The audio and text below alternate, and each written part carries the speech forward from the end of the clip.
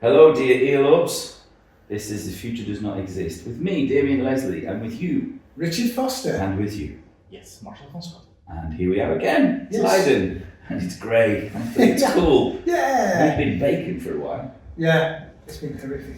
I mean, I'm not one for the heat. I don't mind it, but then I can do the day, but then 3-4 days on the bounce really starts to suck. It's more the sweaty evenings.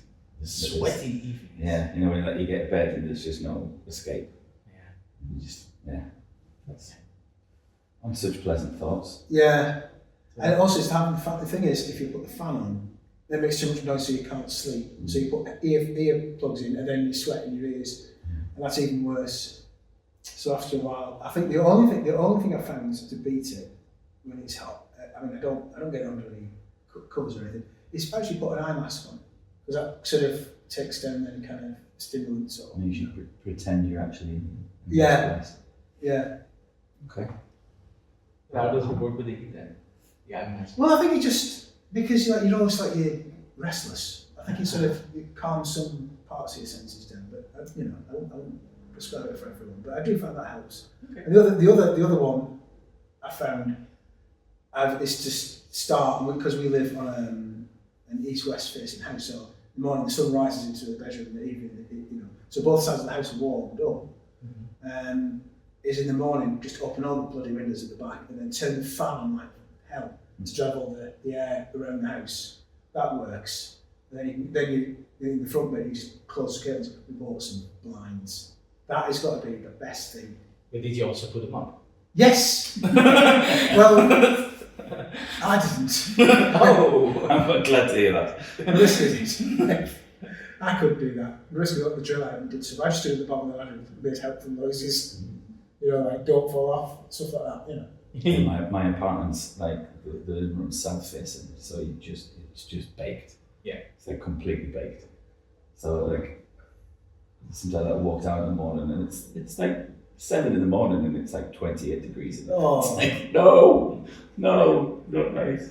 Get some You just can't escape it. No. Get some velvet curtains. That absolutely kills it. Velvet curtains. It's really good. Yeah. I have some if you want. But I don't. Have they been replaced by the blinds now? No. I just never used them. They're like this sort of thing. They're like. Good question you asked, Marcel. The blinds could have just been in the window dressing corner. Yeah. So anyway, On top of the velvet. exactly. But velvet. The velvet cupboard. Yeah, velvet covers. That's actually quite perfect. A velvet cupboard. What would you do in a velvet cupboard? Store your other velvet stuff. Yeah. 50 shades of velvet. It's weird, isn't it? Did you know that actually velvet? My mate Matthew, he used to work for a really important velvet company in Accrington, and There was a specialized velvet company in Accrington. Yes, and they made all the backdrops for Star Wars, for the dark, for the sort of the deep space look. It's velvet from Accrington. There you go. What's that?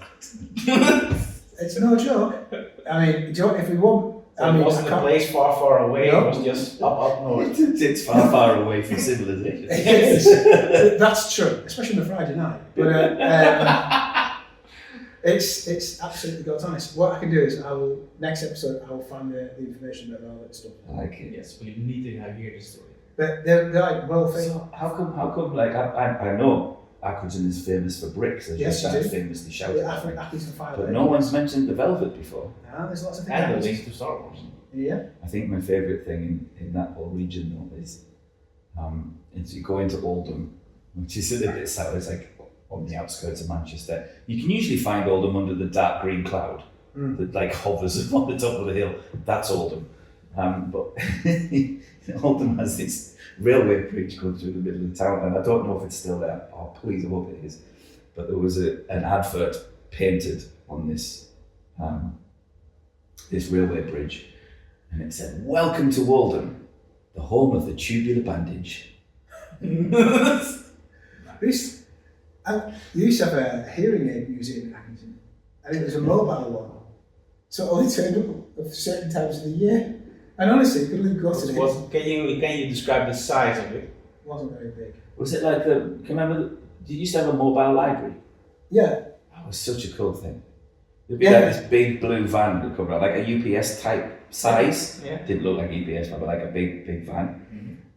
But it was basically just full of books. So it would just like drive up to the village, like, and you would have like the video man would come round, and he'd open his boot and he'd have VHSs in, and there would be the pop man when I was a kid, Villa Pop Man, and he'd sell bottles of like glass bottles of pop, and there was the ice cream man who used to come round. Yeah, ice cream man. But the mobile library was one too, so you could hop on the back. We had that. We also had the SRV one. That's something.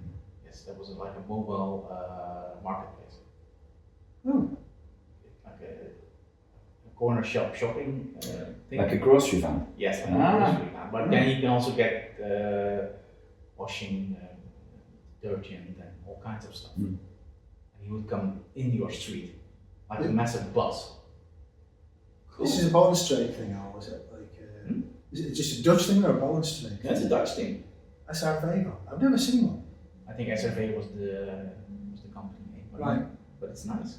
It was just a van. Yeah. And you can just get in, get your groceries and get out. Yeah. Wow. Shit. See? The ultra convenience. Yes. Yeah. Don't have that anymore.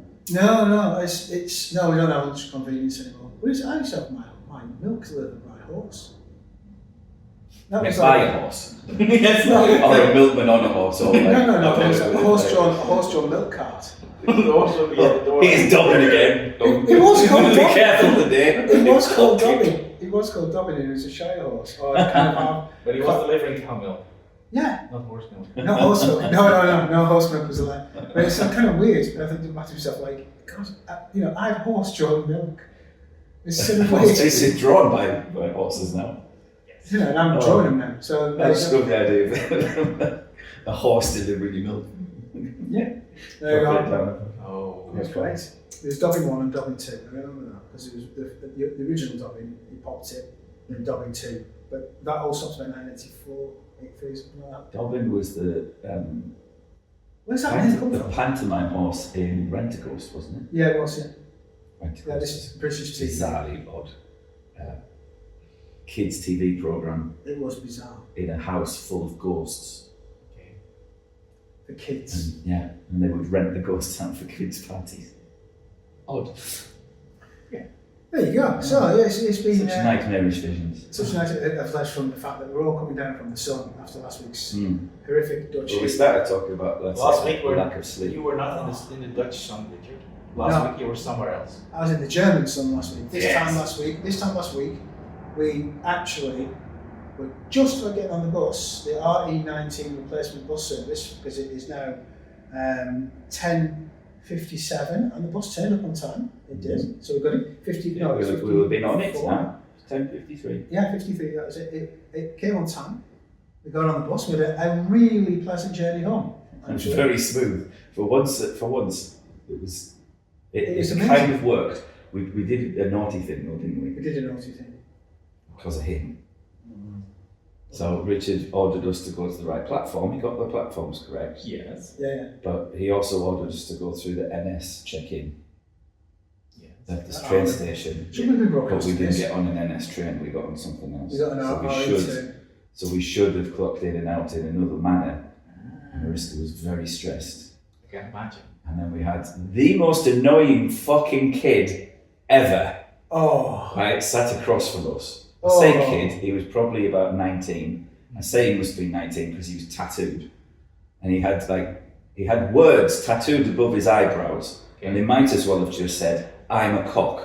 Right? He sat there with his phone in his hand, right? And his mate sat across from him like this, with his phone in his hand, like watching TikTok or something. So nothing lasted more than 20 seconds. Yeah. As if it was like A cinema. on fucking full volume. So it was like, rah, rah, rah,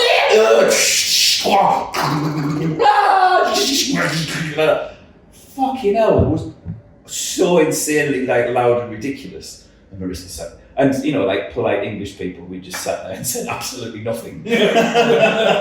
Just grumbled at him, put my headphones on. That was it. God, it was so annoying though. He was, and I think that bit of the journey It's got to be the most boring part of the Netherlands. I can see why people go, like they do have crime around there, like from Arnhem to Tiel. Yeah. Oh my God, it's like in gun and paper and all sorts of places.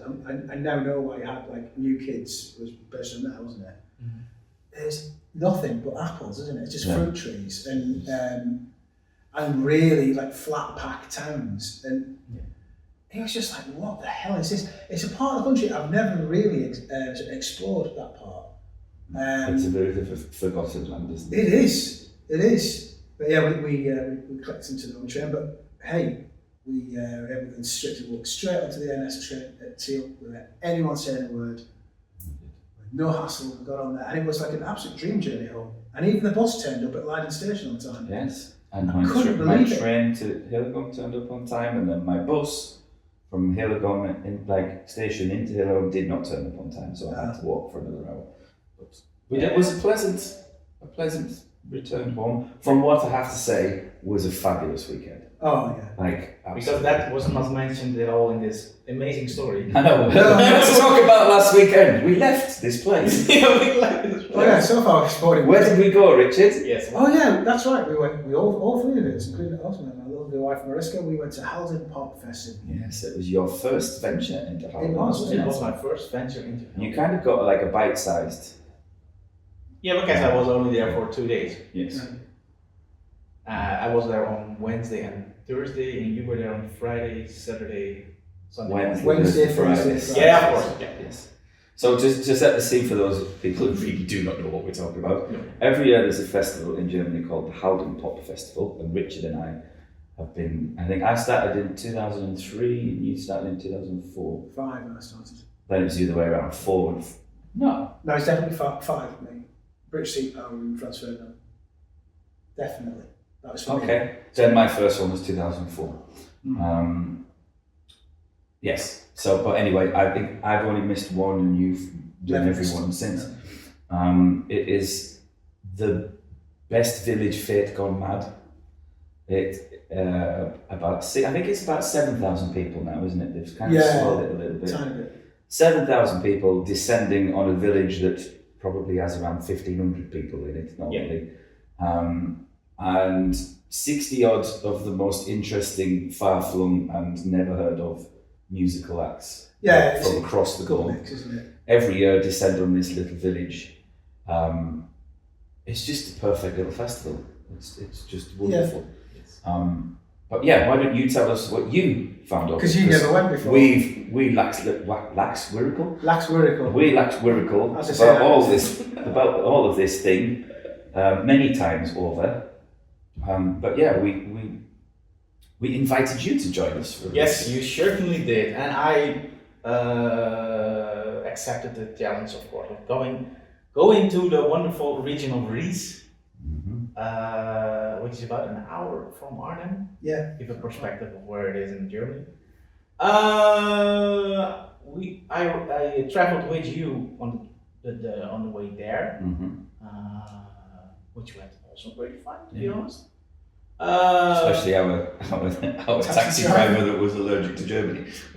Yeah, he was. He said just started coughing as soon as he got over the border, didn't he? Really bad. He had real problems coughing all the way back. And then but he also made a transformation from a normal taxi to a Uber taxi. He did. That was amazing. He was most displeased when we found him at the taxi rank first. Yeah. And we asked, as 3 grown men would do, send the lady over to ask about the price. Yeah. And Mariska inquired about the price from Arnhem to Haldern. Yeah. And he wanted 170 euros for it. Yeah. And then she said, oh no, that's too much. So he said, well, I could do 150. And then we looked at Uber and it was 120, so we walked away, said goodbye, ordered the Uber, and then he turned up. Insane. Now, and then we went on our travels across the border, where there's actually a border crossing at the moment. He was quite stressed about thought we were going to get stopped, didn't he? Yeah. I've not seen. take. When was the last time you saw a border crossing from Germany and Holland? It must be 2002. Yeah, but it doesn't really look that dangerous because it's just 2 bored men along the way, Yeah, looking at like, I don't want to do some work. yeah. But we weren't picked out. We had the luxury of traveling into Germany. Then we ended up in some back roads that even the taxi driver was surprised to find like what. where we were. And then we slowly got closer and closer to the place that I need to get out, because I wasn't staying in Haldern. I wasn't staying in a little village next to it called Rafts, which is a beautiful thing next to the Rhine. Yeah, it's a lovely little town, isn't it? Yeah. I quickly dropped off my stuff, got my stuff together and get on the bus. I tried to get some information from the tourist, information about how it worked with the bus. They were surprised that we didn't have a bus. Because the only thing that they did know is what that the bus station had moved, but they didn't really know where. But then somebody like, I think it's over there, and they pointed to a map, like an area of a map. I'm like, okay, I'll try to figure it out. That worked, so I finally got a bus, which worked pretty good, and I arrived in at the bus, but the train station, the not working train station of Holland. Yeah. Tried to figure out where you were, and you were already sitting down, Having a beer. having a beer. Yeah. With the and that reminded me of the words that Richard told me in the train, like, today I'm not getting drunk. Yeah, I can't get drunk today. I I can't. can't Get drunk No. today. No. Yes. Before I'd even eaten. Yes. I had no What fun. we're going to do, drop the bag on. Beer. All right. Okay. So we got, I met up with you and we had some drinks at the lovely center of the city. It's not city, it's a town. Village. Looking Village. looking up to the Haldern pop bar. Yeah. When the minute it was open, Richard like, no, stop drinking, we need to go. Yeah. And then we walked over to an empty pop bar. When I tried to get some beer. Yes. Yeah, pretty much. It was. And then a sort of a ritual started happening of you to meeting other people Yes. that were already there and also made the journey. And that sort of gave me the impression of what kind of festival it was. Yes. It's a festival of people that love to see new music, see it in an environment where they are surrounded by friends, because it's almost like a family gathering. Yes. Yeah, it is. Yeah. Where you see Yes. the cousins and the nephews and the aunts that you haven't seen for a year. And they all come together in this location where they meet each other, have drinks, have fun, see music. And that is the feeling that it had, like a family gathering. Yeah. And the Wednesday there was some lectures in the pop bar, but it was also like the people arriving there. Yes. Yeah. So like Wednesdays is having a program for Wednesday is a new thing. Yeah. And there were a lot of talks. Let's say lots of authors and stuff in the pop bar having, I would imagine, very informative conversations. We took no attention to any of them and just drank and said hello to friends. Yeah. But then they also had that free cinema thing. Vincent Moore's free cinema in the Oh yeah, of course, in the church. in the church, Yes. which I did not enjoy. I enjoy it for about 15 minutes, and then I was like, I think I've seen it now. Yeah, I kind of had that, but then And I had the looked feeling at that the artist was way more excited than the audience. It kept making shushing noises. But I also realised that we were trapped. Yes, Yeah, we were very trapped. We got in the wrong place. Yes, So we were right to the front. We couldn't escape down the main aisle because Vincent was there. yes. Literally next to you, We wasn't it? couldn't go the other way because we would have to go through the screen. And then we couldn't go along the aisle because it was packed. And I was like, oh no, I'm trapped. Yes. And I mean, I would say it was cleverly done because it's live editing and he's obviously got like a kind of template that he's got in his head. Yeah. Like piecing stuff together, and you could kind of see what he was doing, but it was essentially an hour of unhappy people praying to a God that wasn't going to answer them. That's what I saw. And I was Well, like, various I religions, don't want to be here. I don't want to be around this. And I felt like that after 5 minutes. So after 50 minutes, I was fuming. Yeah, and it was in the church with church benches, which weren't that the comfortable, the most comfortable stuff to sit on for more than 30 minutes. No. And it was long. It was long. Even I thought it was long. I mean, I thought it was bits of it was okay, but it was more the artistic stuff that I was beginning to question, because I was thinking, I don't really see any kind of levity in this. Or it was very much a case of he worked out where he wants to go. Fair enough, it's life. But I didn't find any substance in it at all. No, it was quite flat. You're right. But yeah, you're right. Also, we were kind of. I was myself and Mariska was sat next to you two, and I could see you just turning around and just went, it's almost a case. I said, this is going to stop at any point. You know? Like some sort of enraged colonel. You know. Have you had enough? I've done enough yet. And we got out of the I gave him the evils a couple of times. You did give him the evils. Please go get some of this. And then we went and sat, and the nice thing about Frightfully it bored. is like at night everyone just congregates in the village. Certainly the first couple of nights, and everyone sits on the benches and as a drink. Yeah. And that was just fantastic, because we just met up with just loads of people, came over and said hello. Yeah. Oh, but it was a good thing that we had some food before we went. Oh yeah, we did, didn't we? Did we?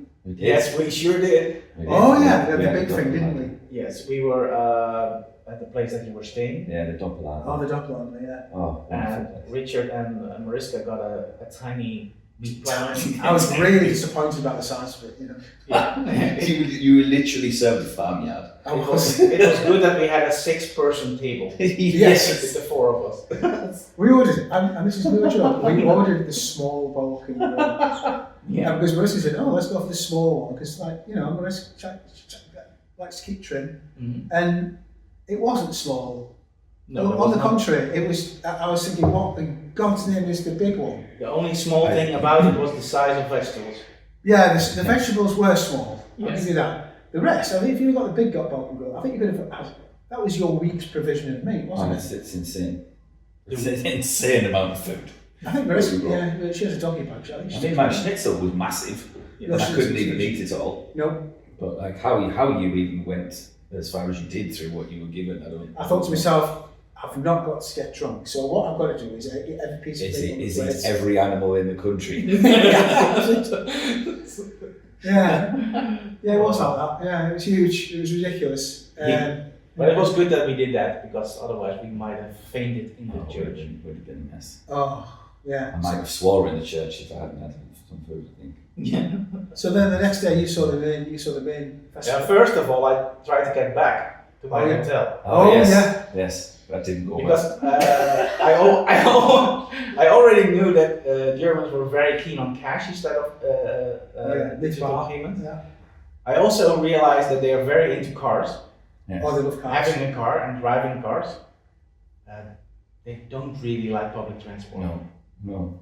They And don't for a care country about it. that prides itself and is known for its, let's say, its efficiency, its public transport is awful. That's where It just does not work. No.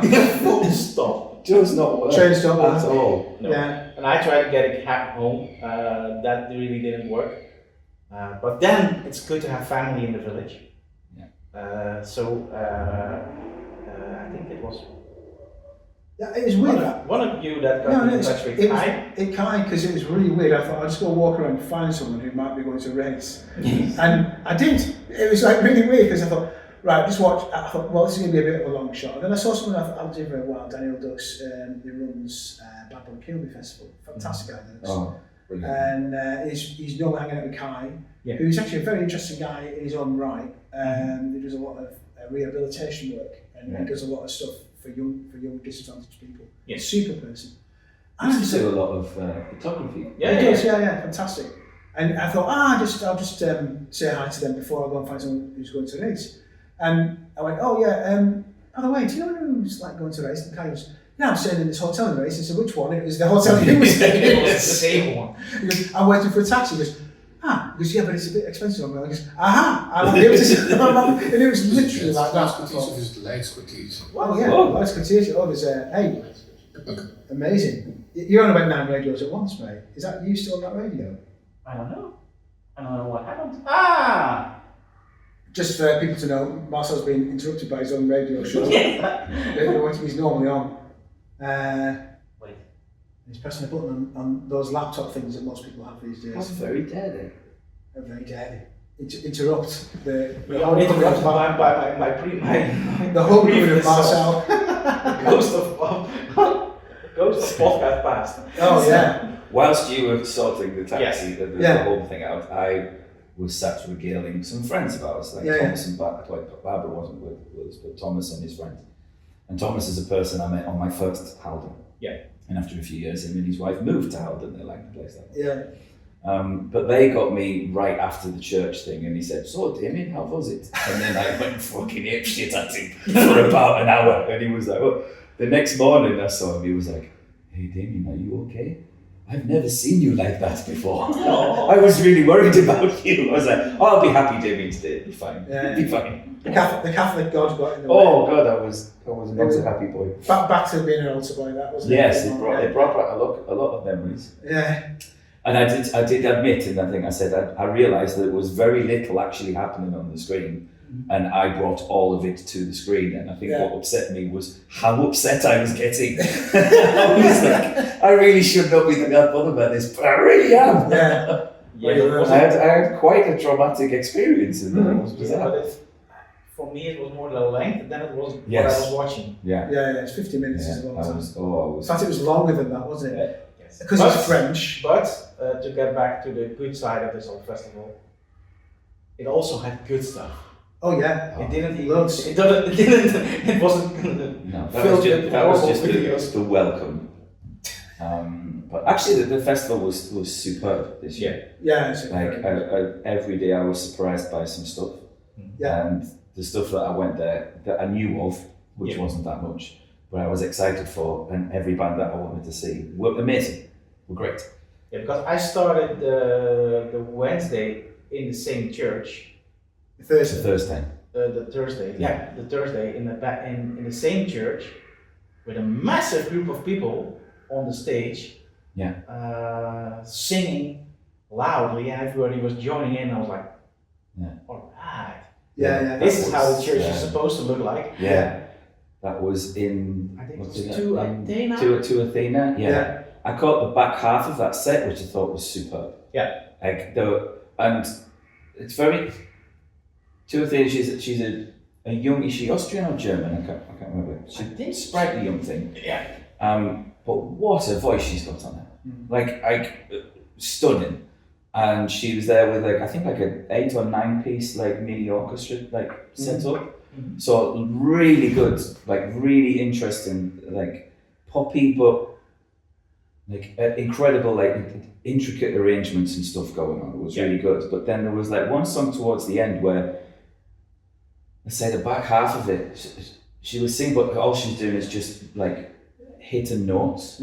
And just as an instrument, her voice was so powerful. It was I was blown away by it. I was like, wow, she's got something else. But apparently the first half of the set, there was some family at the front, and there was a young boy was in there, and the boy started crying and did not want to be there at all, and the family just ignored him and just sat there. Oh, no. So it really upset the gig for some people, because they just had this wailing child for 4 songs. But I missed that side of it. Yeah, I thought she was excellent. Yes. Really, really excellent. And it was a perfect excuse to not be near the illustrious Richard Foster. Yeah, I know. I was getting ready I was for getting his ready. lifetime performance. Meanwhile, The most nervous man I've ever seen in my life. yeah. I mean, it's sort of weird when reading. I've just bit more background. I was reading Rafts on Rafts, the Dutch, the Rotterdam band. Yeah. We're going to soundtrack it, and we've been working in the studio. And I'm happy going in the studio with Rafts. It's good to work with. But on a stage, we've done it in London. But when I did it in London, I didn't have to look at them. and I was tanked up. Yeah, you were happy. I was hammered, and I'd walked from Soho to Dalston, which is also like one of the maddest things I've done. Quite a lot. Have we talked about that on here? Because that was quite. Yeah, sure. I'm Probably. Yes. I think we did. But this time I was sober, and I had to stand at the side of the stage, see the band, and watch it in an incredibly hot room. Yes. Which would have been, if it was a bit colder, I'd have been a bit more, You wouldn't have been more relaxed. No, So, probably not. I probably would not have been more relaxed. I met up with you before the gig, and you were wanting to get a coffee, but you were on. Your brain was on such a momentum that, like, listening to it was like fascinating. So you were like, "Oh, all right, let's go get a coffee. I need an ice cream. I need a Coca-Cola would be good. I want a coffee. I really need a coffee. Let's go get a coffee. I've just got to remember this bit. I've got to come in at that bit. Shall I get an ice cream? Shall I? What are you going to have? I'm going to have this." And you were just like, blah, blah, blah, blah, blah, blah, and I was like, "What is going on?" It's like, what's the matter with you? And you were like, "I've got to come in. I've got to come at this bit and that bit. And I've got to get this bit right. And if I don't get that bit, then I'll go mad. And I've really got to get a coffee." And then you came back with a coffee and an ice cream and a mini ice cream. And then I just went, "I'm going to leave you to it." I was walking through my set. I mean, the weird thing is, when you're on a stage, when you're on it, I just don't give a shit. It's fine. But when you're not doing anything on a stage, it's like, what the fuck do I do now? Because if you're not, you just thought, I felt painfully conscious of myself. I'm not doing anything. And then I thought, looking back at the film, I'm thinking, don't do anything. You don't need to do anything. You just stand there. But you can't stand there for 40 minutes and not do it. Well, I can't. I personally can't do it for 40 minutes. I've got to move around, and I've got to fiddle with things. And then it was kept. But when I came in, it's great. You do the reading. That's all fine. It's never a problem. But then off it was just going, "I wish this song had finished. I'm bored now. I want the next song to start." The thing that's so fascinating about it is, like, I would never, like, it amazes me how nervous you get. Because when you're on stage, you've no trouble at all. Yeah. Like perfect, like really, really fun. You do well. Obviously, you need to have that you have that nervous energy in you anyway, but it astonishes me how nervous you get. Oh, yeah. And then when you were on stage, you were great, but it was so hot in there. It's one of my favourite things I think I've ever seen anybody do. You stand at the side of the stage and the band are in this going, you like mopped your head and looked at your hands as if they go, "That's sweat." And then it was like, "Yes, that is sweat." And then you did that about 5 times, and I was like, "But what is he doing?" Well, the thing was, I could taste the farmyard going out. It was absolutely. I was like, "This is like a stock cube." It was like literally like a stock cube, like a chicken stock cube. Going, "Did I eat that much salt yesterday?" Because I was with salt. All you have to do is stand there. "No, I'm going to eat my own sweat." I don't know, I do remember Brilliant. actually being on stage and thinking, my elbows are sweating. It's like my elbows, this dripping off my elbows. And I was upset, but then I realised, I'm on stage, don't do this, you know what I mean? So I was going in the corner. Yeah. It was, in all honesty, the show was great. It was it really went good. It was really good, Yeah. and the last song was amazing. the Haldern music experience. Yes. Yeah, nice. And a lot of people showed up for it. I know, I turned around halfway, like just before you went on stage, and I looked around, I was like, "This is like the Richard Foster fan club," because we know so many people there. Yeah. And obviously the word had got around that he was on. I turned around, I was like, "I know almost everybody in this show." And then I looked back again, there was another same amount of people. It was round. Yeah. It was round. I think my favourite bit was your flexible ceiling thing. Oh, The yeah. Marvin Gaye bit was brilliant, and the fact that they put this really aggressive atonal wail behind it. It looks like this is good. Well, it's going to be on the radio actually. It's on 674 FM. Who the big lads that go around that's what we call it. Yeah. Oh, top lads. Yeah. So they'll be putting it out. So look out, world. Luckily you don't have to. You can visualise the nerves and all the rest of it. But it was. I was impressed. It was also very nice to see that how it completely was a different thing than London. Yeah. Yes. And it did help that you got into a room with Rafts. Oh yeah. Instead of just like rehearsal. I'm gonna be on the stage before you're gonna play, and I'm gonna do some stuff. Yeah, rehearsing. I mean, working with them is actually a lot of fun, and you know, I mean, I've known them for 20 odd years, so it's not difficult in that respect.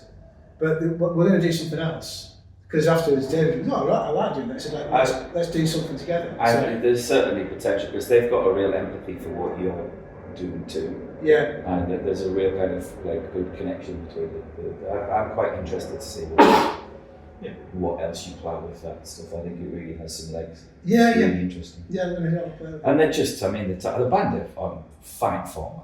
I mean, Great. I have to say of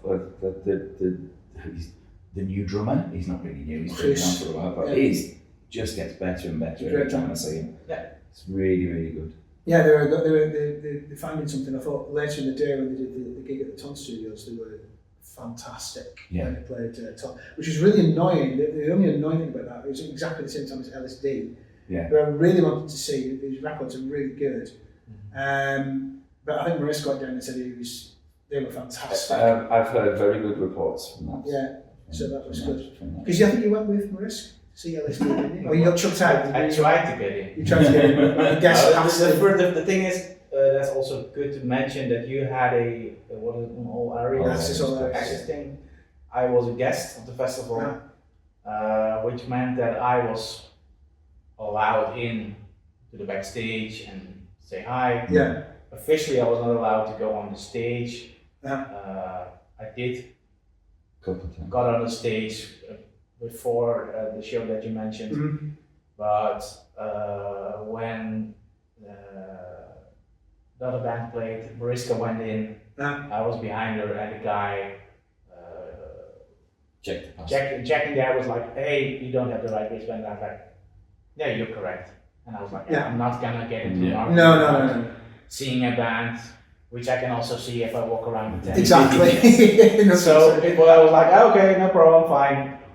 So that also gave me a good excuse to get onto the festival itself. Yeah. Because before that thing, I was the only part that I saw the festival area. Yeah. Except for the village was the backstage tent. Yeah. So it was also a good excuse to actually see the festival as a normal paying visitor. Yes. Which was very nice, to be honest. Yeah, it's a nice festival. Because then you also realize that there is a huge main stage, which I hadn't seen before.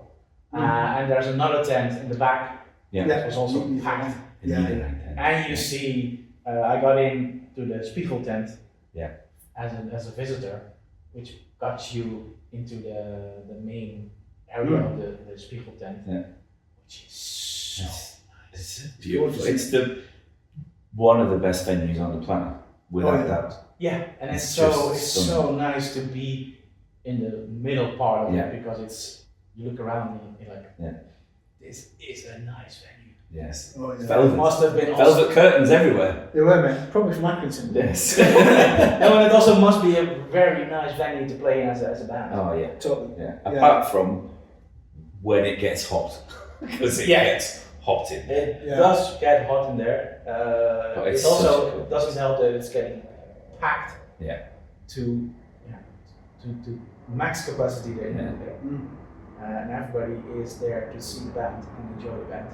It's the special part of Haldern for me. I mean, I've seen some amazing shows on the main stage, but there's nothing hits home like a good show in that tent. Oh no. Yeah. Because the crowd are always willing to give whoever's on stage something. Yeah. And if there's any kind of connection, that place just lifts and it goes insane.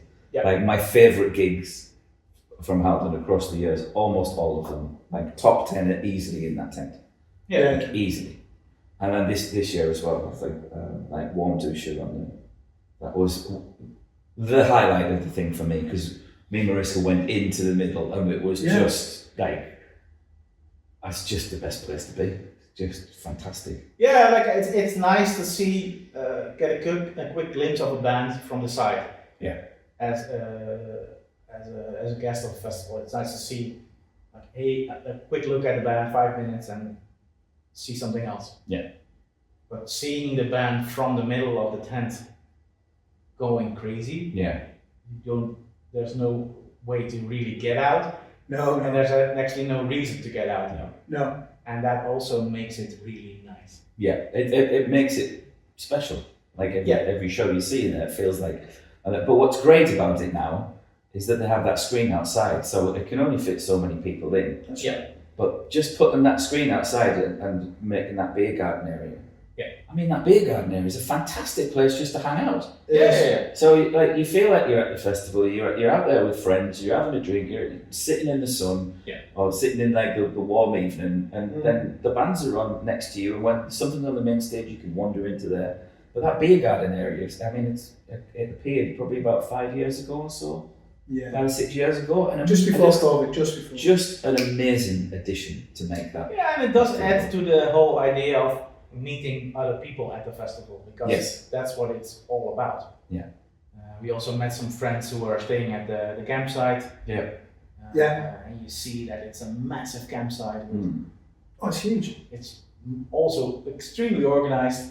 Yeah. Yeah. Because everybody is just in lanes. Yeah. But without policing it, they just do it on their own. Like pack themselves in so neatly. But it always amazes me the way that they camp. Oh, They do it on an industrial scale. that's also the good, you know, you can sort of You don't get just turn up with the tribal German thing, isn't it? I guess. a sheep tent you throw down. No, it's like they move in. They've been doing this since the time of Herman the German. Yes. You know what I mean? Since AD 79 or whatever it is. And it's also funny that there's two ways to get to the main festival grounds. They both go through the village to some little side road, and then you walk from both sides. You walk over the camping area into the festival area. Yeah. And the difference between the festival area and the campsite is sometimes not the easiest thing to recognize.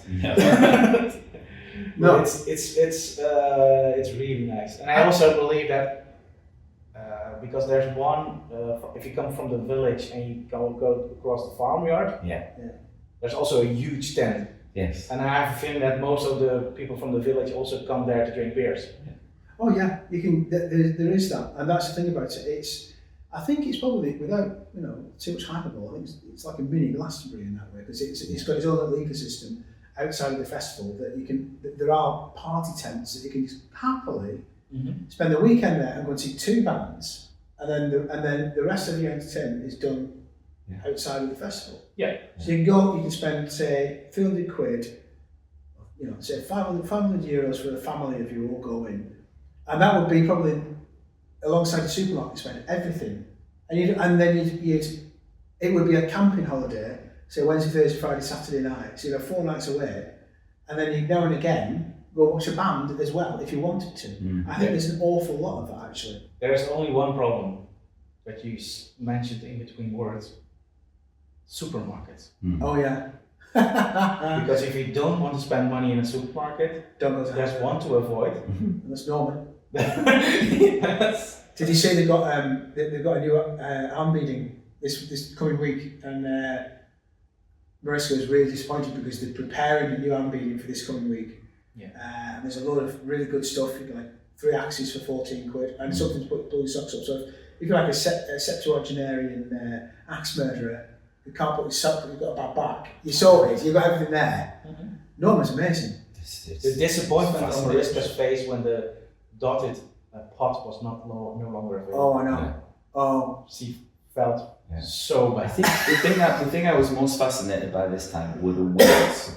the whales. The wheels. Oh, the wheels. So there were wheels, like the wheelbarrow wheels. wheels. Yeah. There's Right. wheels everywhere. Yeah. But there was no way to attach them to anything. There was no they were just a wheel. Like there wasn't even like a place to put an axle through or anything. It was just wheels. Yes. It was very Bizarre. there's some crazy stuff in there. It's a really brilliant. I mean, I got stock on fish, and they had a big like a tin of tuna for €1. We went mad. You did. They almost had to get a new case We had because to they bought that much fish. it was so, And pans. and pans. Marissa did find 2 pans in the end. So like she didn't get 1, she got 2 just to make sure. Of course. Oh, Yeah. did you bring his present? Oh yeah, I'm not wearing it. You're not wearing it. To No, but you've got it. yes, I Good. wear that. Yeah, which So- is another thing with Haldern is like if you want to spend money, is don't go near the t-shirts because every Don't go near year, the shop. yeah, I'm How many have you got? very good at avoiding that pop bar shop. Not very well. no, you go in there quite a bit. I do. But I also feel like, you know, the organisers do so much for us for that weekend. They give us passes. I don't mind. Like, I'm quite happy to go and spend a couple of €100 in the shop and like half back. Yeah. Yeah. But it just means I usually have to drag a load of shit home that I didn't need to. I got from the both of you. I got a very nice Haldern T-shirt. Yeah. With I think, one of the greatest graphical shirts that I ever got in my collection. Mm-hmm. With kids drawing on it. It's right. Not sure what it is. It It's looks a- like a monster. It's Yes. supposed to be Haldern. It's supposed to be Haldern Pop. They asked a 6-year-old, "What do you think of Haldern Pop?" And he drew a 2-headed monster. Nice. Which, It's really cool. It is really I cool. got the What was that one one? with the boy on the swing, and the best thing about it is it's not printed in the middle. No, So it's off on one side, and I really like that. It's like, Oh, that's brilliant. I like the fact it's Nice. It's And yeah. the only problem I'm not wearing it because I was not sure about the weather today. And it's a very, very high quality shirt, Oh yeah. and it feels almost like a sweater. Yeah. No, I mean, Haldern merch is always great. Yeah. I still got really mine. good. I still got mine from 2005. It's still. I mean, I used to wear an awful lot. It hasn't changed much at all. It's really quality. I've got a lot of Haldern clothes. Yes, you do have Haldern clothes. I've got shirts, I've got You got the about hat. 10 t-shirts. I don't have a hat. And I have a plaque, thanks to you, Marissa. Yeah. I have the Haldern Pop plaque Yeah, the in, Haldern Oh, yeah, my, nice. in my apartment. Yeah. It's such a special place, Eric. You mentioned it, it's like a place where people are, it really does feel like going home for me. Mm. Oh It's yeah. like the same idea like home. I can't wait to see. The festival is always great. The bands are always interesting. There's always some fun, but the best part of it is just meeting up with people. Yeah, all my German And friends. just seeing people. My one worry for Haldern Mhm. is that this year I noticed that the average age has really gone up a bit. Yeah. So there were a lot less younger kids than normally I would say. Yeah, normally there's a fair number of. But I think that's also because everyone of our age just bought the tickets up quick. Because it's the same people every year. You recognise so many people. I think also that there's. But I think Haldern needs that wave of young Yeah, kids it to could keep it. get keep very it going. old very quick. Yeah, that's the thing. I think there's one thing. There were some acts that appealed to a lot of younger audiences, like Zahota. I can never say her name properly. You know, the French girl. Yeah. There are some things that could really fit that. I don't think it's much. It's the programming they've got to think about. I don't think they need to think about much about the programming actually. I think what they need a set of tickets that are only going to go to people from say 16 to 20. Well, I think Or 16 to 25. in past years they've normally had a couple of bands like advertised really early Yeah, that would like that's going to grab the crowd in. yeah. And the last couple of years, I think mainly because he's trying to kind of avoid the bigger names and get more value in. Yeah, But that's meant that like Haldern is not a place you go to see every other band that's on it every other No, festival. because- You go there to yeah. discover stuff. Yeah. So it's a really interesting kind of lineup always. Mhm. And Stefan, the guy who runs it, is very, very clever at picking out stuff that next year you'll see 6 or 7 of those bands. Oh yeah. Like Fat Dove is a everywhere. great Like, example. really kind of like come up. Mhm. This year, I think there was like a lot of the bands that probably would have brought the crowd in were advertised too late, so that everything was, but it had already sold out by then. Yeah. So I think it's those who just know Haldern will go in, whatever. Yeah, it does. I also know a bit about doing a festival, and you can't really always control when you are able to mention a band, That's true. put the name out. Mhm. Sometimes it takes some time to work out the deals or the Mhm. program or announcement of a tour or whatever. And sometimes it takes longer than you want as an organizer. Oh yeah, that's true. I know that as a booker myself. You got Yeah, but that's the way that's politics, and that's again that's down to. This is somewhere I think what really needs to change in the music industry is bookers. They've got to get into this century and get past COVID because they're still sort of pre-COVID, if you will. And B, they shouldn't have these ideas of like exclusivity or we're going to put an embargo on things. I don't think they've got the right to do that. And thirdly, the other ones just take money. I don't see what they do for other. I don't see what they do for the ecosystem at all. Bookers, festival bookers, booking agents, if you will. Yeah. They really have to look at the way they work. There's some very ethical ones. Peter Mason, for example, is a very ethical booker. But I don't like the way that it always comes down to the fact they want their cut. So it's always about their cut. They're always happy to screw over people who program. They're always happy to screw over the bands in some respects because they're the people who work out an itinerary. And they're also ones who screw over basically the public at some point because, like as you said, if you knew LSD or Sahoda Sarakan, I can never say that properly, but I beg your pardon, were playing, I think you'd have a lot more younger people, and Gurrias as well, because Gurrias were a late announcement. And I think these are the things that you can. Yeah, Gurrias are brilliant. But these are the people, like Gurrias in the late 20s, early 30s, these are the bands that young people will like, for that kind of alternative kind of music. Yeah. So I think booking agents have got an awful lot to answer for. I think they've really got to step up the game. And I've been a programmer myself for quite a while. I know that a lot of them are quite arrogant, and a lot of them are entitled, and they think they're just there to make a list, take their cut, and then move on. Yeah, it does. It also doesn't make it easier because there's so much festivals and so much things, so much opportunities. So it's easier for them to pick the one that they like, especially if you are a booker of a band that everybody wants to book. Well, yeah, you've got some power to work around. And sometimes if you're a good booker, you make sure that advantage also comes to the advantage of the band. I think this is something that bookers are really going to look at. They've got to really work out their ecosystem. And this is also like, the sort of link between bookers and managers of the bands. They've really got to think about a wider ecosystem. Because at some point they'll just, they'll destroy the thing that gives them money. Yeah, but it's also, but if you look at it like in a festival like Haldern, most of the bookers that book their bands at Haldern are paying attention because they book that band at that festival. Oh yeah. Because they realize that festival is a good place for your band to be. Oh yeah, and also the fact that the bands really put pressure. I know some bands put pressure on to put this at Haldern because they want to play Haldern because they've had great experiences there. Yeah. It's no coincidence that someone like Don Higgins played there 4 times now because they want to play Haldern. And they played every stage in Haldern. Yeah. And that's what's really brilliant about it because they go there and have a good time. Same Gurrias as well. There's a lot of bands over the years, once you've really had a chance to like soak it in, because I mean some bands they can't help it. They arrive on the bus, they get on, they do the show, they get back on the bus and they head off. Like they see very little of it. The English band, the first English band we saw. Oh my God.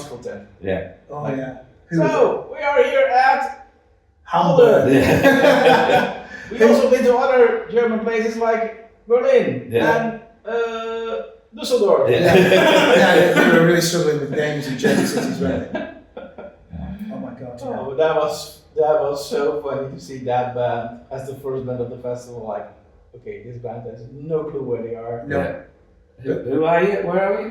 I don't know. He knows where we are. I'll just get off the bus. Yeah.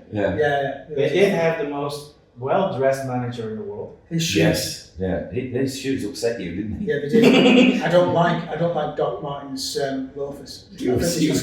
Tassel loafers. You had a moment at those shows. Oh God, he's really got to him. Don't get me wrong. I always enjoy seeing a good boot. Yes. A well-cut boot at Haldern, and I also I like seeing people try to flop around a festival site like flamingos on these kind of like really nice patent leather boots. But I'm sorry, you cannot wear tassel loafers, Doc Martens at a festival over the age of 60. But this guy was about 58, 60, something like that, looking like I don't know some football pundit. This is not for you, sir. Desist. And it's just that again.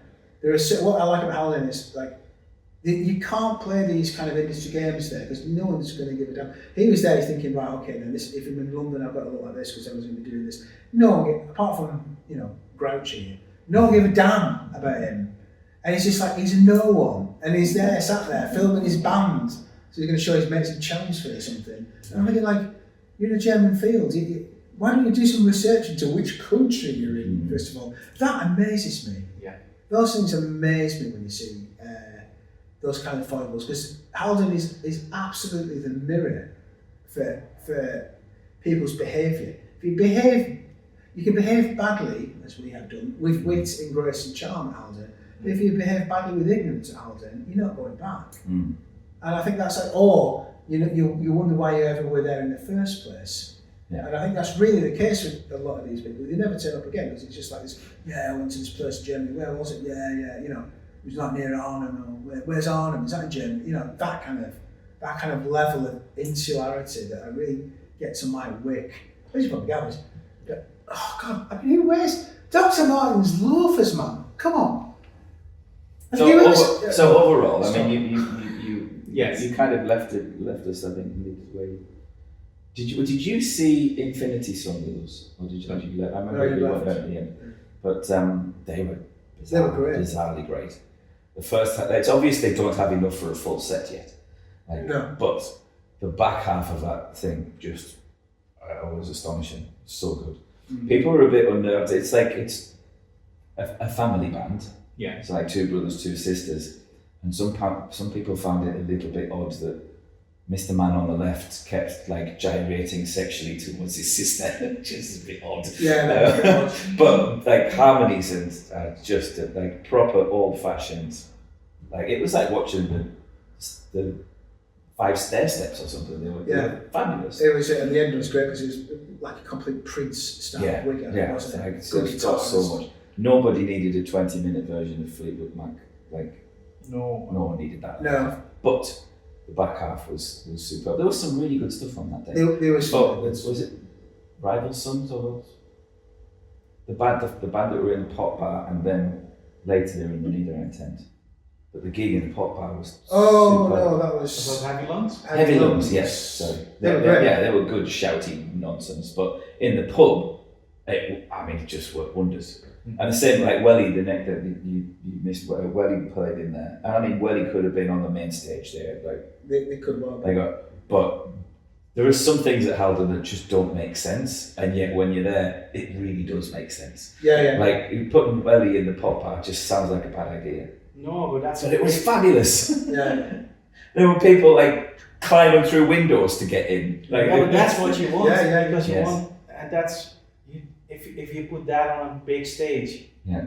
No, but I mean, they could easily have gone in the Spiegel tent and brought the house down. Of course. Quite easily have done it. But the fact that they were on first, which meant that they've stumbled in from a 7-hour drive from France. They're just because we were listening to the drama. They're all hung over to hell. Like everything about that gig shouldn't work. No. And that's exactly what makes it perfect. We were back just before. It was a really hot morning, and we were back stage just at the point where Robert, basically the long-suffering but brilliant production head, was just going. And I've never seen Robert ever lose his rag, ever. And he said, "Hi, it's Robbie. Where are you? Oh, 4 hours away." And you could just see him like, "Okay, fair enough." And then, when do you think you're going to be here? Okay, well, maybe we'll save you dinner then until after the show. And it was just like you're thinking. And then he just turned around, and then it was just, they literally walked in, put the stuff on the stage, walked back out, grabbed a glass of water, and then straight on. Yeah. And of course the thing is, we both know specifically, the audience will never know that. No. The audience doesn't need to know any of that. What is important is about what happens between the audience and the band. The rest of it, once it starts, it's irrelevant. Yeah. And that was. That's kind of the thing about Haldern, that it's afterwards it's fine, and because no one's there to, piss on. No, but it does help that you have a crowd that wants to see. Yeah. They're inquisitive. They really give you a chance. And then any chance that they can come with you, they will go with you. And that because if you just came in from a 7-hour drive, you come on the stage and there's a crowd in front of you, like, Yeah, you're the only band that is playing at this moment. The beautiful moment, like 2 songs in, they got there. They're surprised. Like you can tell they're like wiping sleep from their eyes. They're all else. They get on stage. The place is packed, and they were like, "Wow!" And then like first he goes, "Right, everybody, look out the window and wave at everyone who couldn't get in." And then that just made everybody laugh. And then it was like, he said, "We just come from a country called France," and he goes, "This one's so simple. Even the French can sing it." Well, he just got everybody on board, but then they were so excited, you could tell they were having such a good laugh that one of the guitarists got so happy he turned around and knocked the drum machine off halfway through the song. So they were like, "Oh right, well, we're going to have to do that again." But like all of these little foibles and silliness, and they were like, they were very self-deprecating. But they just went across a storm, and it was one of the best gigs of the weekend for me. It was so good, so good. So the rest of the weekend was like that. Really good. It was really brilliant. I mean, Saturday was one of the best days I've ever had at Haldern, in terms of just gig after gig after gig. I remember like Boningen's gig was just amazing. I always say this to people: if you've not seen Boningen play, you go and see Boningen play, because I would say possibly the best rock band currently touring, in terms of just being able to pull it out. Could you describe it a little more, because just Japanese just calling them, just calling them a rock band. 4 incredibly well dressed, at least at Haldern, but they're 4 Japanese guys with long hair. When I first saw them, thought they were women. Yeah, but they look like they want to be in like early 70s rock band. Right? And they play like they're in a 1970s rock band. Absolutely. And they are fierce as hell. Yeah, they're fierce. And it doesn't matter what they do. Like I've seen it a couple of times, but like you get the sense watching them that like even if people don't know who they are, it's like they know they've got like the last 10 minutes of their set is going to knock everybody on the floor. So it doesn't matter if they the best thing about their set is it's middle of the day. So that it's fucking 30 degrees, it's roasting, but the crowd got bigger and bigger every song. They just dragged people to them, and they just turned up, did their thing, but like the last 10 minutes is basically 3 songs melded into one, and it is such an attack. It is like full on, proper Sabbath heavy, like intense thing, and then it finishes with the bass player basically pretending to commit harikiri with the guitar.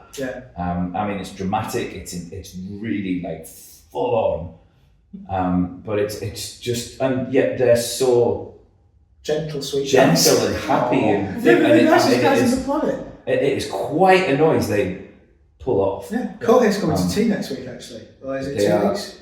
They are so good. Like, it was one of those I thought, I'm not sure this is going to work on the main stage in the middle of the afternoon, and it did. Again, it's one of those things that you think, is this in the right place? Like you would think Boning and put them on late at night, let's put them out in the middle of the day. Brightest, hottest part of the day, hottest day of the weekend. Let's put them on in the middle of the afternoon. And then let's follow them with Gurriers. And also I thought, and I've seen like Fontaine's DC played the main stage last year, and I really think it didn't work. It didn't translate across what they were doing. It felt like, no, this something isn't working here. But Gurriers literally kicked up a sandstorm. Like they came on stage and just grabbed the crowd by the neck and said, I don't care how hot you are, I don't care what, you are gonna go fucking apeshit. And they just forced the crowd to like come with them. Like, you don't have a choice. I'm gonna get you moving. It was an amazing gig to see and be a part of. Like I like Gurriers. I'll happily go and watch them anywhere. I don't listen to them that much at home. No, I reviewed the record. If they're in your town, go and see them. I thought the record they are superb. They've got some good songs, but it just didn't translate to, when you see, I've seen them about 5 times, we see them in Groningen as well. And when you see them live, they're absolutely knockout bands. And so it's like, the last day, you had Boningen, and I was watching from the side of the stage, and watching Monchan drum, God, and then you think, because he absolutely drives them, because Yuki and Kohei, the 2 guitarists, it's like you got this kind of great interplay between the 2 of them.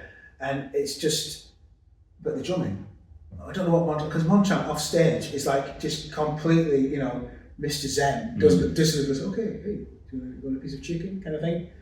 Everything's cool. And on stage he's an absolute monster. It's just incredible to watch, and I've seen them, just the best rock band around. So there's that, there's Gorillaz. I can't remember where we went after that because I started to enjoy myself too much. You didn't do very much else after that. No. You went and ate garlic for 4 hours. Oh, I did. That's what you did. That's right, yeah, because this is the whole point about festivals, man. You're not meant to just watch bands, you're supposed to experience the world. So I went to it, I ate the last of Damo Suzuki's homemade batch of pickled garlic. Of course. That's what you do. Invited by Damo's widow with Boningen. And now, one other thing about Boningen was, I turned up, I thought, is that Yuki? Because I know them, I'm friends with them. And it's like, and he goes, hey, it's Richard. I go, Yuki, you're not wearing black. Because normally Yuki wears black, right? And he's wearing this pink t-shirt with this little animal face, and I'm thinking, that's not really you, is it? And there's because afterwards I found out the band were wearing Damo Suzuki's clothes on stage. They all had his shoes, and I was thinking, it's a suede shoes in this year, but Damo was really into suede shoes. So they were all wearing them. I was like, I can't believe this. And then backstage, Damo's widow had made a huge spread of grub, plum tarts, jam tarts, like Damo's pickled garlic. Of course, at this point, I'm beginning to really lose my mind. Because you can imagine, in fact, we lost you for 4 hours. Yeah, I was off. I was gone. And then after that, I don't really remember much about the festival, to be honest. After that, there was a lot of really nice stuff after that. So there were like Men and Tall, really polite, nice indie stuff. It was okay. Yeah. But it was more like when you've had two full frontal slaps in the face. Someone being nice after that is like, I'm not quite in the mood for you right now. Yeah. The Welsh band CVC I thought was super. Yeah, they were great. I thought they were super. I've been listening to CVC. Not so sure what the moustache thing is in the world at the minute, but there's a lot of them. There's a lot of covers. There's a lot of lip slugs going on. There's a lot of moustaches. There's a lot of covers of very, very questionable material. Mm-hmm. Oh, the worst. The worst being. Thankfully, we avoided it, but on the Friday, what's it called? Warhouse. Yeah. So Warhouse is part of what's the band he's from? Yeah. Balthazar, right? So they were like my favourite. Balthazar was split up in 3 different bands over the weekend, but Warhouse came on and he was doing his "I'm very important and I'm very serious" thing, and I found him very, very boring. And then I walked away. Thank God, because he then did a cover of "Simply the Best." Nice. And or not? I mean, misguided at best, I think. Well, it's an interesting choice. But I heard so many people in a very bad mood after that cover. Apparently it wasn't even with a band, he just put a karaoke tape on and got in the middle of the crowd and started singing Simply the Best. I have heard a really odd thing to do. I have heard a really great version of that by Goods and Goods. And it's amazing, it's very sort of slow, gothic, menacing take on Simply the Best. Okay. And it's really good, but she plays it in a kind of really ironic German kind of, Malaria, Neue Deutsche Welle manner. But from what I heard of this, I think he was kind of inferring that he was Simply the Best. Yeah. Rather than... I'm just glad I wasn't there for it, but it sounded like an odd thing. And then there was that band at the end, that Brigitte Calls Me Baby, which was like Aha and Slade. Which one was that? Remember the guy who looked like Morton Harkett? Oh, him, yeah. Sorry, I was in this massive garlic fugue at this point. I was chilling with the garlic, and he looked like Morton Harkett, but the rest of the band looked like the New York Dolls. So you have this kind of weird thing that the New York Dolls are turned up. I mean, the whole kind of like muddy feather ruffs, and one of the guitarists definitely one wants to look like Cheetah Chrome. The other one really wants to look like Johnny Thunders. There's no doubt in that. And I was thinking to myself, why is Morton Harkett on stage? Like he obviously wanted to be Morrissey. So there's a whole Morrissey vibe going on.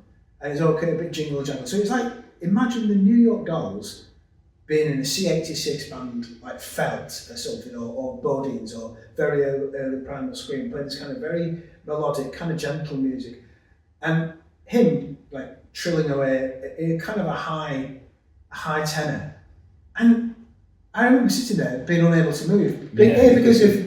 Because of the garlic and because of my sort of Damo Sandorman, but also because thinking like, this is utterly bizarre. and we went outside to sit outside. Yeah. I thought, I was listening into it, because that's also another little Haldern thing, to listen to things outside backstage, you can hear them and you can actually work out if you like it or not.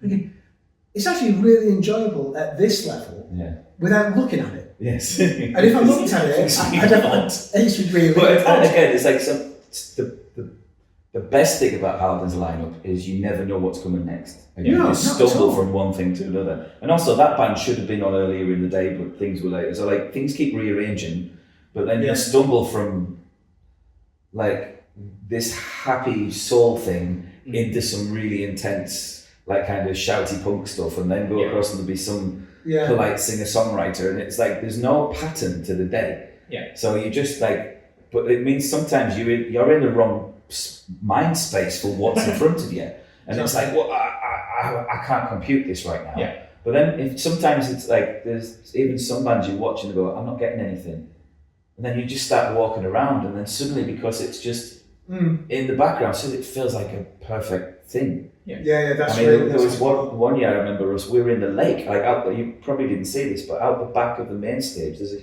huge lake. Okay. And when it's like 30 odd degrees, like half the people are just floating around in the lake. Yeah. And I remember there was like one year we were just literally like lying in the lake, just listening to a band like come over from. That's such a cool thing to do. Yeah. Haldern's like just this weird little wonderful enclave of things that is just, you just kind of wander through it and see what happens. And sometimes you can get, if the timing goes off, you can spend hours literally catching the end of everything because you're in the wrong thing. You're like, oh, I missed that, and oh, I've missed that, and oh, I've missed that. You have to kind of fit in with how it's going. Yeah, there's no point trying to. But when it works, sometimes you just stumble out of one thing into something else, and you're like, wow, like I'm not ready for this, but I'm so into it.